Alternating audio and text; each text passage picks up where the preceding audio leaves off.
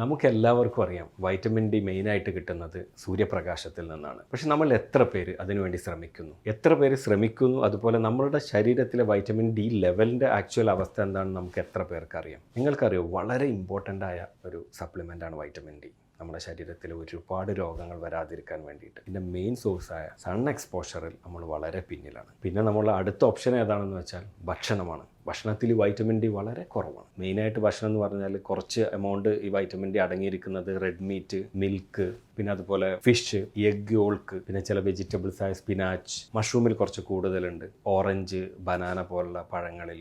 ഇത്രയൊക്കെയാണ് vitamin D മെയിനായിട്ട് ഫുഡിൽ അടങ്ങിയിട്ടുള്ളത്. പിന്നെ കോഡ് ലിവർ. പക്ഷേ ഇതിൽ നിന്നും നമ്മൾക്ക് വേണ്ട വൈറ്റമിൻ ഡി, പ്രത്യേകിച്ച് നിങ്ങൾക്കൊരു ഫാറ്റി ലിവർ അങ്ങനെയൊക്കെ ഇഷ്യൂ ഉണ്ടെങ്കിൽ നമ്മുടെ ശരീരം അധികം വൈറ്റമിൻ ഡി സ്റ്റോർ ചെയ്യില്ല. അപ്പോൾ ഇതിൽ നിന്നും നമുക്ക് ഡെയിലി വേണ്ട വൈറ്റമിൻ ഡി നമുക്ക് കിട്ടാറില്ല. എന്നാൽ വൈറ്റമിൻ ഡി ഡെഫിഷ്യൻസി നമുക്ക് ഒരുപാട് അസുഖങ്ങൾ ഉണ്ടാക്കുകയും ചെയ്യും. വൈറ്റമിൻ ഡി കിട്ടാനുള്ള മറ്റൊരു മാർഗം സപ്ലിമെൻറ്റ് കഴിക്കുക എന്നുള്ളതാണ്. അതെങ്ങനെ കഴിക്കണം? നമുക്ക് മിനിമം 30 to 100 ഇടയിൽ നമുക്ക് നിലനിർത്തണം വൈറ്റമിൻ ഡി.